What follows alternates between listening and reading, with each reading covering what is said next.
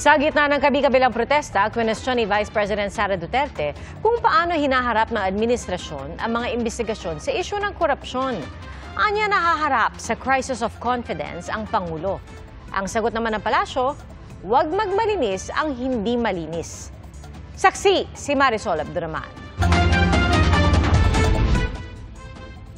The President now faces a profound crisis of confidence, especially in the way these corruption investigations are being handled, which appear to lack both direction and resolve. We also seek clear answers on how a budget that deprived Filipinos of billions and billions of pesos was approved under his watch. Ito ang pahayag ni Vice President Sara Duterte sa gitna ng kaliwatgan ng protesta kontra korupsyon. Karapatan daw ng mga mamamayan na magpahayag ng kanilang saloobin laban sa pamahalaan.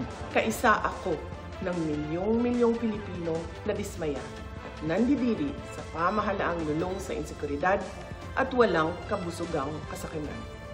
Ang karapatan nating magsalita at magpahayag ang sandigan ng demokrasya. Dapat itong pakinggan ng pamahalaan, hindi para isang tabi at baliwalain lamang. We Filipinos deserve better. Inungkat din muli ng bisi ang kanya raw karanasan sa umunoy ginawang pagmanipula ng House of Representatives sa budget ng Department of Education noong kalihim pa siya nito. Sa halip na sundin ang listahan ng DepEd upang matugunan ang malalang kakulangan sa classrooms, misulang ginawang pork barrel ang pondong nakalaan para sa kabataang Pilipino at pinaghati-hatian ng mga kongresistang malapit sa mga makapangyarihan. Pinili kong huwag sumali sa panggagago sa taong bayan.